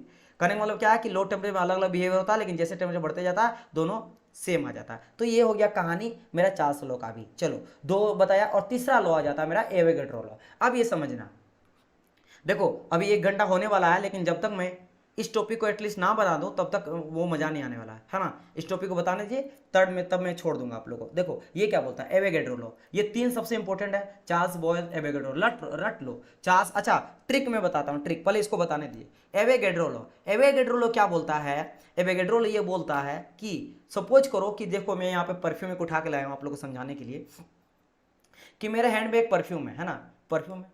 अब इसके अंदर कोई ना कोई गैस भरा हुआ, सपोज लो कि इसके अंदर, जैसे मैं माना हूं कि इसके अंदर है क्या है मेरा 50 ml गैस है, तो सेम चीज इसके पास मेरा और एक मुझे लाना चाहिए था, तो मेरे पास 2 परफ्यूम है, ठीक है, 2 परफ्यूम है, दोनों में 50-50 ml का गैस है। क्या है, 50-50 ml का गैस है, 50 ml का गैस है। इसके अलावा इसमें प्रेशर और टेम्परेचर भी सेम है। सपोज करो कि दोनों जो गैस है ना, ये बेसिकली हाइड्रोजन ऑक्सीजन गैस लिया गया है, तो एक में हाइड्रोजन गैस है, एक में ऑक्सीजन गैस है, और दोनों में 50-50 ml का भरा हुआ है गैस, ठीक है। और ये मान लेते हैं कि इसका जो भी प्रेशर रहेगा इन दोनों का प्रेशर सेम रहने वाला है, यानी कि P1 इक्वल टू P2, अगर P1 P2 है तो P1 बराबर है P2 का, और जो भी टेम्परेचर रहेगा इसका भी इन दोनों का टेम्परेचर सेम रहना है, कि T1 इक्वल टू T2। तो अगर ऐसा कंडीशन होता है कि दोनों का प्रेशर सेम है, दोनों का टेम्परेचर सेम है, और दोनों में नंबर आपका जितना गैस है, गैस भी सेम है, 50 ml का दोनों में गैस भी सेम है, क्या है, गैस भी मेरा 1 इक्वल टू गैस 2 सेम है। इस कंडीशन पे नंबर ऑफ मॉलिक्यूल जितना इसके पास होगा उतना ही नंबर ऑफ मॉलिक्यूल इतना ही होगा, ये कहता है। समझ आया, ये बहुत ही बड़ा लंबा इसका थ्योरी होता है, लेकिन इन सिंपल शॉर्ट यही आप समझ सकते हो कि अगर हम लोग eight a constant temperature and pressure, अगर हम लोग प्रेशर और टेम्परेचर को कांस्टेंट मान लेते हैं कि दोनों ही गैस में प्रेशर टेम्परेचर कांस्टेंट है, तो equal volume of the gas have the equal number of molecule. अगर उसमें इक्वल नंबर ऑफ गैसेस होगा तो मॉलिक्यूल, उसके अंदर का मॉलिक्यूल, मान लो इसके अंदर 10 मॉलिक्यूल है गैस का, तो इसके अंदर भी 10 मॉलिक्यूल होगा। कब? जब दोनों के अंदर गैस भी सेम रहेगा, प्रेशर टेम्परेचर भी सेम रहेगा, भले वो दोनों अलग अलग गैस है। क्योंकि ये दोनों, ध्यान दो, खाली अंतर क्या है कि ये हाइड्रोजन है, ये ऑक्सीजन है, लेकिन मैं मान के चलो पहली बात कि इसका प्रेशर सेम, इसका टेम्परेचर सेम, और ये हाइड्रोजन ऑक्सीजन है। अगर इसके अंदर 50 ml होगा गैस और इसके भी अंदर 50 ml गैस होगा, तो अगर इसके अंदर मेरा 100 होगा ना गैस का पार्टिकल, छोटा छोटा 100 का पार्टिकल होगा, तो इसके अंदर भी 100 ही पार्टिकल होगा। ये कहता कौन है? मेरा एवोगैड्रो लॉ। तो according to Avogadro law, at a constant pressure and temperature equal volume of the gas have the equal number molecule. क्या मैं कह रहा हूं कि equal volume of gas, all gas, equal volume of all gas have equal number of molecule. क्या ये चीज clear हुआ? ये चीज क्लियर हुआ कि नहीं? जैसे कि समझना, ये मान लो यहाँ पे परफ्यूम मेरा यहाँ निकल रहा है, अगर आपको शायद दिख रहा होगा, है ना, देखो यहाँ निकला ना ये चीज, तो ये, ओहो मैंने ज्यादा डाल दिया। तो मैं क्या बात कर रहा हूं कि भाई यहां से जितना मॉलिक्यूल निकला है ना, जितना मॉलिक्यूल एक से निकला है उतना इससे भी निकलेगा। अगर मान लेते हैं कि पूरा पूरा मॉलिक्यूल निकल जाता है, तो अगर इससे हजारों निकला ना, तो यहां से भी 1000 निकलेगा। अगर दोनों में गैस सेम था और प्रेशर टेम्परेचर सेम है, बल्कि दोनों अलग अलग चीज है, एक हाइड्रोजन एक ऑक्सीजन है, या कोई और गैस ले लो, सपोज मैंने यहाँ पे हाइड्रोजन ऑक्सीजन लिया है, तो ये हो गया एवोगैड्रो, ये हो गया एवोगैड्रो का कहानी। चलिए अखिलेश क्लियर है ना? चलिए एक बार सारे स्टूडेंट बोलिए कि हाँ सर, अभी तक जो भी आपने बताया। अब देखो इसके बाद हम लोग करेंगे क्या, इन तीनों से मिलके ना आपका बनेगा एक आइडियल गैस इक्वेशन। मतलब आइडियल बोले तो देखो अभी बात करो, हम लोग जहाँ पे एवोगैड्रो लिए ये भी आइडियल है। आइडियल बोले तो बाय लॉ। अच्छा, इससे पहले जो चार्ल्स लिखे ये भी बाय लॉ था, ये भी क्या था? ये भी आइडियल है या फिर बाय लॉ था। इससे पहले जो ये भी देखें, ये भी क्या है मेरा? ये भी आइडियल है, यानी कि बाय लॉ है। यानी कि सब किसके बारे में बता रहा है? मेरा गैसेस के बारे में स्टडी बता रहा है, गैसेस का बिहेवियर। तो मेरा अभी तक क्या पता चला कि गैस जो होता है वो ऑलवेज मौसम में रहता है, और हाई टेम्परेचर में क्या होता है कि आइडियल गैस रियल गैस की तरह बिहेव करता है। अब बोलेंगे सर इन तीनों का फायदा क्या था? इन तीनों को मिला के हम लोग एक बनाते कि भाई अभी तक मुझे क्या क्या पता चला। तो मुझे पता चला कि बॉयल्स लॉ में मेरा वॉल्यूम जो होता है वो डायरेक्टली प्रोपोर्शनल होता है, मेरा इनवर्सली प्रोपोर्शनल होता है प्रेशर का। जब हम क्या लेते हैं? टेम्परेचर को कांस्टेंट लेते हैं। हम लोग चार्ल्स लॉ में देखें कि जब हम लोग प्रेशर को कांस्टेंट लेते हैं तो वॉल्यूम मेरा डायरेक्टली प्रोपोर्शनल होता है टेम्परेचर का। और एवोगैड्रो में देखें कि मेरा नंबर ऑफ मॉलिक्यूल्स जो होता है वो मेरा inversely proportional number of mole के, number of volume of the gas is directly proportional to number of mole if the pressure and temperature is constant. Pressure and temperature is constant लेके अगर चलते हैं दोनों गैस का, अलग अलग gas का। ये देखें, अब इन तीनों से क्या करते हैं? मिला के एक गैस लॉ को बना देते हैं। क्योंकि अभी तो हम लोग एक ही का बात करें। सर एक बार मॉलिक्यूल को डिफाइन कर दीजिए। मॉलिक्यूल मतलब क्या होता है? मॉलिक्यूल मींस क्या होता है? कोई भी, जैसे आप फिजिक्स में या केमिस्ट्री में, हम लोग केमिस्ट्री में क्या पढ़ते हैं? केमिस्ट्री में एक पढ़ते हैं कि सबसे जो छोटा आपका पार्टिकल्स होता है वो क्या होता है?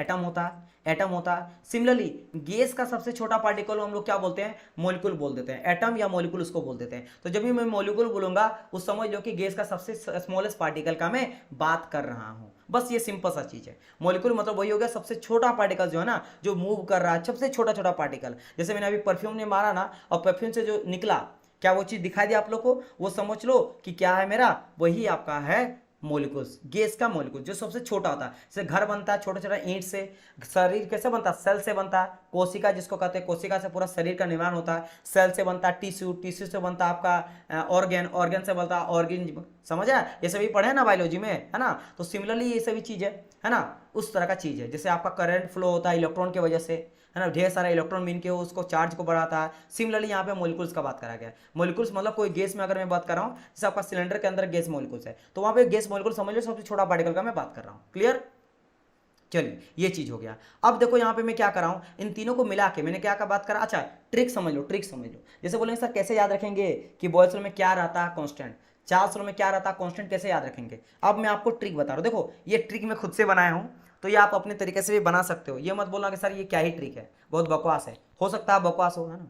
Small particle of gas is molecule, yes you can consider के स्मॉलेस्ट पार्टिकल, क्योंकि भाई वो जो होता है गैस जो होता है किससे मिलकर बना था, छोटा छोटा मॉलिक्यूल से मिलके। जैसे हम लोग बोलते हैं ना छोटा छोटा मॉलिक्यूल एटम से मिलकर बन रहा था, तो मैं यहाँ पे मॉलिक्यूल मान के चलूंगा, एटम नहीं बोलूंगा, अधिकतर मॉलिक्यूल में बोलूंगा, तो उसका मतलब स्मॉलेस्ट पार्टिकल का बात किया जा रहा है। Smallest particle of gas is molecule, बिल्कुल सही है ना। चलो अब मैं यहाँ पे देखो ट्रिक में कुछ बता रहा हूँ, ट्रिक समझो यहाँ पे। जैसे मैं बोलूंगा कि सिर्फ बॉयल स्लो में क्या फिक्स था, अभी आपको याद नहीं है, मुझे याद है। जैसे टेम्परेचर था, तो मैं याद रखो जब भी बोल रहा हूँ बॉयल कर रहे हो, तो ये बता अंडा बॉयल कर रहे हैं, चावल बॉयल कर रहे हैं, दाल बॉयल कर रहे हैं, कुछ भी गर्म करते हो, बॉयल माना गर्म करना। तो जैसे बॉयल आपके दिमाग में आता है, तो बॉयल दिमाग में आता है, सबसे पहले क्या आता है, गैस ऑन है, भाई गैस है कि नहीं। बॉयल कहाँ करोगे, जब तक आग आपके पास नहीं रहेगा। आपके पास अंडा है, खीर बना रहे हो, है ना, कुछ भी बना रहे हो, आप खाना बना रहे हो, रोटी बना रहे हो, कुछ भी अगर बॉयल कर रहे हो, तो बॉयल करने की सबसे इंपॉर्टेंट क्या है, आपके पास हीट होना चाहिए, यानी टेम्परेचर होना चाहिए। तो इससे ध्यान रखना। अच्छा टेम्परेचर, तो बॉयल से मतलब बॉयल कर रहे हैं गर्मी, हीट, यानी कि यहाँ पे टेम्परेचर कांस्टेंट रहेगा। यहाँ से एक मैट्रिक बताता हूँ, हमेशा स्टूडेंट को याद रह जाता है, पता नहीं आपके लिए काम करेगा कि नहीं तो अपना दिमाग लगाना। अब बात करें चार्ल्स लॉ। अब देखो इसका बड़ा इंटरेस्टिंग है टिक रखने का। चार्ल्स मतलब क्या होता है, चार्ल्स मतलब चालू, है ना। हाँ होता ना कि भाई मेरा वो दोस्त ना बड़ी चालू है ना। चालू हम लोग लोकल लैंग्वेज बोलते हैं, जो क्लेवर रहता है, जो बहुत ही चालाक होता है, चालाक को हम लोग क्या बोलते हैं, बहुत ही चालू है। हाँ यू एक बहुत ही फेमस नहीं है, यू यू वेरी चालू ब्रो। आई थिंक कुछ दिन पहले मैं देखा था, शायद अब्दू कुछ करके है, जो बिग बॉस में एक नाटक करके है, बहुत ही फेमस है ना अब्दू, तो वो यू वेरी चालाक ब्रो। तो उससे याद रखना चालू मीन्स क्या हो गया, चालू। तो चालू कौन होता है, जो प्रेशर को सो नहीं देता। जैसे कि सपोज करो, नहीं बोला जाता कि अपने एकदम जोकर फेस रहना चाहिए। अब बहुत प्रेशर हो, बहुत टेंशन है, लेकिन कहीं इंटरव्यू में जा रहे हो, कहीं आपको पब्लिक स्पीकर में बोलना है, तो वहाँ पे लाखों आदमी है, और आपका अंदर से दिमाग खराब है कि भाई बोलेंगे कैसे, अंदर से समझ नहीं आ रहा, मतलब पूरा डरे में है। लेकिन जब आप वहाँ पे जाते हो ना, तो आपको कॉन्फिडेंट बना रखा है, सामने को पता नहीं चलना चाहिए कि मैं मेरा अंदर से पूरा हालत खराब है। तो यानी क्या हुआ कि चालू बोले तो प्रेशर को सो नहीं होने दे रहे, मेरे अंदर बहुत प्रेशर है, लेकिन मैं वहाँ पे प्रेशर कॉन्स्टेंट रखा हूँ, समझ आया, फ्लक्चुएशन होने नहीं दे रहा, अपने इमोशन को शो नहीं कर रहे हैं, तो वेरी चालुक ब्रो, है ना, चालू ब्रो। तो यहाँ से हो गया। और बात करेंगे एवेगेड्रो, तो एवेगेड्रो से अगर बात करेंगे तो यहाँ पे तो भाई वॉल्यूम का बात करा गया, एवेगेड्रो, है ना, एवेगेड्रो से वॉल्यूम का बात करा गया। तो यहाँ पे आपका volume directly proportional number of mole, Avogadro F, और यहाँ से देखना ना AVV, फिर वॉल्यूम आ जाएगा, है ना। तो ये मैं नहीं बनाया था क्योंकि ये दोनों इंपॉर्टेंट है, बाकी यहाँ पे तो volume directly proportional to molecules आ जाता है। अब देखो यहाँ से, अगर आई होप सो कि माइट भी अगर अच्छा लगा तो सीखे, नहीं तो आप बोल भी सकते हो कि क्या ही बकवास है ना। चलो तो अब मैं आगे बात करते, चलिए यहाँ पे कोई बोला तो मुझे था, अखिलेश बोला कि गुड वन, चलिए थैंक यू। चलो अगर काम आ जाए आप लोग का तो अच्छी बात है। अब इन तीनों में ध्यान दो। चार्ल्स लॉ में मेरा क्या था, टेम्परेचर कांस्टेंट रहा। चार्ल्स लॉ में सॉरी बॉयल्स लॉ में टेम्परेचर, ये प्रेशर कांस्टेंट, और यहाँ पे प्रेशर है आपके, दोनों को हम लोग कांस्टेंट मान के चले थे। देखो यहाँ पे हम लोग क्या लिए थे, टेम्परेचर प्रेशर दोनों को कांस्टेंट मान के चले थे। तो अगर इन तीनों में देखते हैं तो देखो यहाँ भी वॉल्यूम है, यहाँ भी वॉल्यूम है, यहाँ भी वॉल्यूम है। वॉल्यूम तो कांस्टेंट है, volume of the gas, gas के बारे में स्टडी करें तो गैस का तो वॉल्यूम होगा ही ना भाई। टेम्परेचर प्रेशर को आप कांस्टेंट मान सकते हो, वॉल्यूम को भी वॉल्यूम तो रहेगा ही, तो वॉल्यूम के बारे में सब है। तो वॉल्यूम को मैं कॉमन ले लेता हूं, तो क्या मैं कर रहा हूं, तीनों से वॉल्यूम को मैं कॉमन उठा लिया हूं। तो जैसे मैं वॉल्यूम को कॉमन ले लिया हूं, तो वॉल्यूम में कॉमन ले लिया, डायरेक्टली प्रोपोर्शनल। क्या क्या है ऊपर में, क्या ऊपर में T है और N है, तो N और T ऊपर में दे दिए, और नीचे में P है तो नीचे में P दे दिए, बस इसको बना दिया गया, और डायरेक्टली प्रोपोर्शनल तो लिख दिया गया, बस ये चीज हो गया। अब क्या करेंगे यहाँ पे, अब यहाँ पे कुछ नहीं करना, सिंपल सा लॉजिक ये है कि क्या करते हैं, P को उधर ले जाओ। तो मैं जैसे P को उधर ले जाता हूँ तो क्या P भी directly proportional to NT।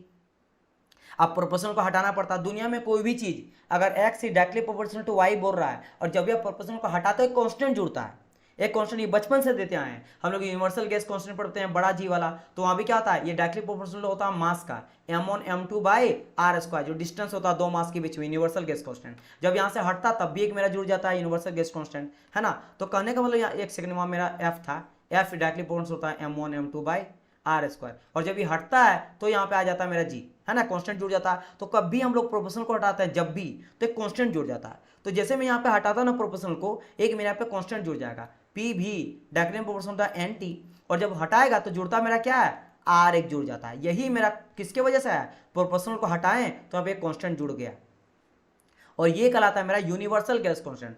Universal gas constant मतलब यूनिवर्सल, कहीं भी इसका वैल्यू चेंज नहीं होगा, जो भी कांस्टेंट हो, जैसे पाई का वैल्यू, पाई का वैल्यू होता है 22/7, तो ये आप कहीं भी लगा दुनिया में, दुनिया में किसी देश में चल गए, कहीं भी अगर पाई का वैल्यू यूज कर रहे हो तो आपको यही यूज करना पड़ेगा। आप मून में चल गए, अंतरिक्ष में चल गए, पाई का वैल्यू यही ऊपर, वो वैल्यू नहीं चेंज होने वाला। क्लियर? तो सेम चीज यहाँ पे क्या, यूनिवर्सल गैस कांस्टेंट, ये होता है यूनिवर्सल गैस कांस्टेंट। और एक केस आपका आएगा, है ना, वो हम लोग बाद में डिस्कस करेंगे, अभी आप समझ लीजिए, ये होता है यूनिवर्सल गैस कांस्टेंट। तो यहाँ से आप बोलेंगे सर ये बोलेंगे इसको क्या, ये क्या है, पीवी इक्वल टू एनआरटी है क्या, तो ये आपका होता है आइडियल गैस इक्वेशन।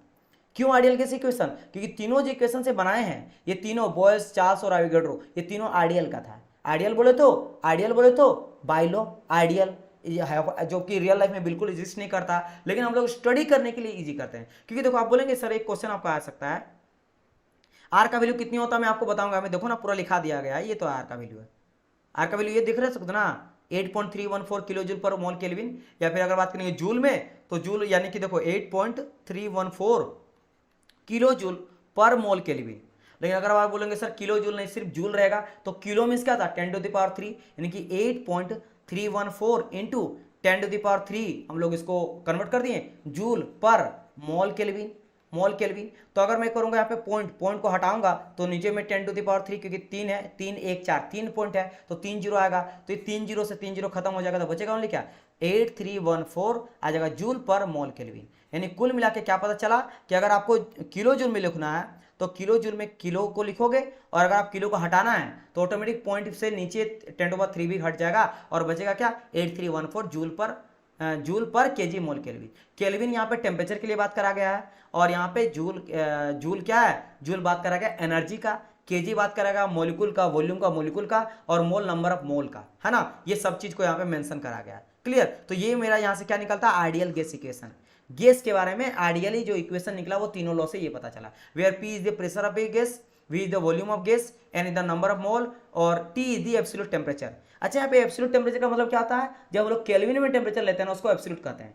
ध्यान रखना हम लोग डिग्री सेल्सियस में भी लेते हैं, लेकिन जब भी आप पढ़े होंगे, शायद अभी आप ध्यान नहीं दिए होंगे इसके बाद, लेकिन आज के बाद आपको ये क्लियर होना चाहिए मेरे पढ़ाने के बाद, कि जब भी कोई बोलता है एब्सोल्यूट टेम्परेचर, उसका मतलब ये सिंपल ये बोल रहा कि वो बात करा केल्विन में, केल्विन में बात कराया, किसका बात करा, केल्विन में बात करा। बाकी यहाँ पे आर जो यूनिवर्सल गैस कांस्टेंट जिसका वैल्यू मैंने कहा। अब बोलेंगे सर केल्विन का क्या मतलब है, जैसे कि अगर मैं यहाँ पे बताता हूँ आप लोग को, यहाँ पे आ जाओ, है ना, यहाँ पे आ जाओ।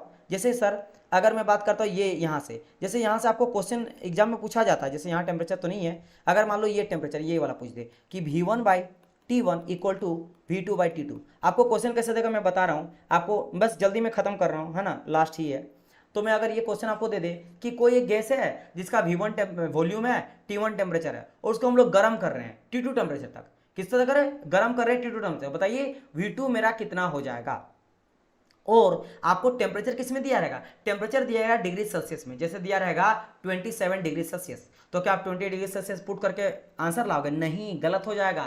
क्योंकि आपको जब भी कैलकुलेशन करना है तो आपको केल्विन में कन्वर्ट करना है। पहले केल्विन में कैसे करते हैं, रिलेशन में बता देता हूं।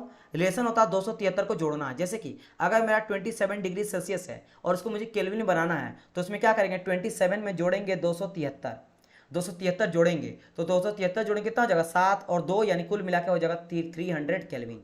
तो देखो यहाँ पे डिग्री सेल्सियस में कितना हो गया 27, केल्विन में कितना हो गया 300, यानी कि जब भी आपको डिग्री सेल्सियस में केल्विन में जाना तो 273 को आपको ऐड करना पड़ेगा।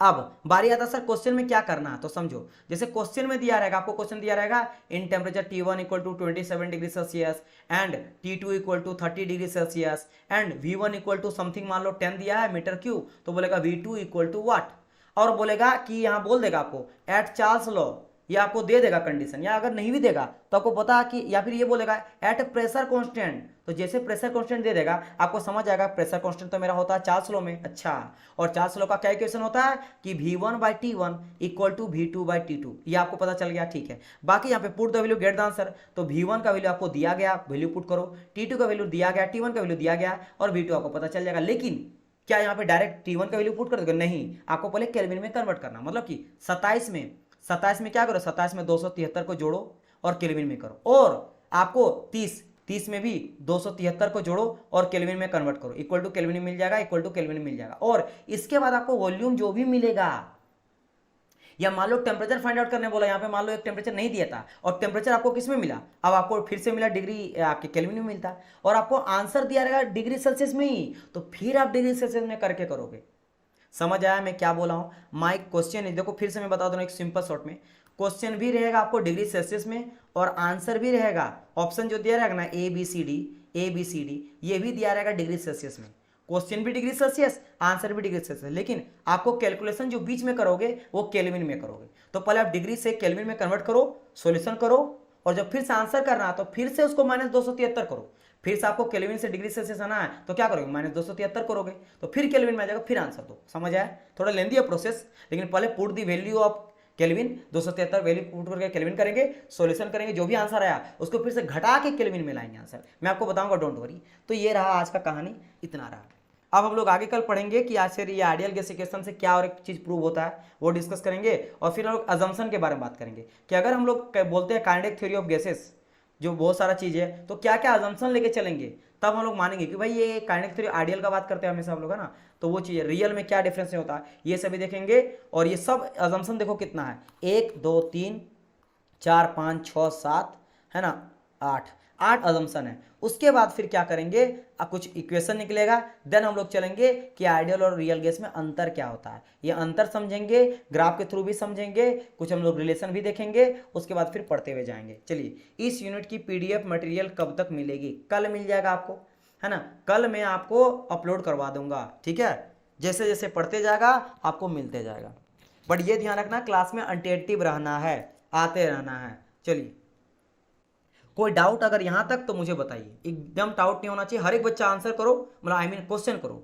अगर आपको कहीं भी लग रहा कि यहाँ मुझे समझ नहीं आया, यू कैन आस्क मी। इसके बाद नहीं, अभी तक मैं सिर्फ यहीं तक पढ़ाया हूँ, इसके बाद अभी तक नहीं पढ़ाया हूँ, आगे मत पूछो, यहीं तक पूछो। यहाँ तक अगर कोई दिक्कत है तो you can ask me, otherwise हम लोग का क्लास यहाँ पे कंप्लीट हो जाएगा। बताइए, किसी तरह का कोई कष्ट, कोई इशू, कोई दर्द, कोई चीज़ ऐसा है जो समझना है? पहले ये बताइए कि मज़ा आया कि नहीं थर्मो पढ़ने में, है ना। काफ़ी इंटरेस्टिंग है, आप टेंशन ना लो। और देखो, मैं जब पढ़ाऊंगा ना तो मैं दुनिया जहाँ का सारा कॉन्सेप्ट आप लोग को देते चलूँगा, है ना। मैं ये मान के चलूँगा कि आप लोग को बेसिक से पढ़ा रहा हूँ, बाकी वो आप बहुत ज़्यादा आपका हेल्प करेगा। चलिए चलिए, गुड नाइट अखिलेश, मज़ा आ गया ना। चलिए, हाँ, तो इसी तरह मज़ा आएगा, टेंशन ना लो, क्योंकि मैं आपको एकदम बेसिक से करूँगा, बिल्कुल एक भी ऐसा चीज़ नहीं रहेगा ना जो आपको समझना है। बिल्कुल डेली अच्छा लगेगा डियर, डेली अच्छा लगेगा। आज तो बहुत अच्छा लगा अंकिता, डेली आपको अच्छा लगेगा ऐसा बात नहीं है, डेली ही अच्छा लगेगा, कोई ऐसा चीज़ नहीं। अभी से लेकर लास्ट क्लास तक आपको इसी तरह से मज़ा आएगा कि पहला बैच में भी सेम चीज़ हुआ, बहुत सारा मज़ा आया सबको, है ना। मज़ा आना चाहिए, पता नहीं चलना चाहिए कि टाइम कैसे बीता, है ना। वो होता जब आपको लगने लगे ना कि टाइम पता चल रहा है कि कब कब खत्म होगा, समझ जाओ आपको समझने में मज़ा नहीं आ रहा है, समझ नहीं आ रहा होगा। सर कास्टिंग का कुछ पूछना होगा तो कहाँ पूछूंगी, व्हाट्सअप मुझे करिएगा। चार्ल्स लॉ में डेफिनेशन और इक्वेशन डिफरेंट है क्या? चार्ल्स लॉ का डेफिनेशन इक्वेशन नहीं समझ आया, चार्ल्स लॉ का क्या बोल रहे हैं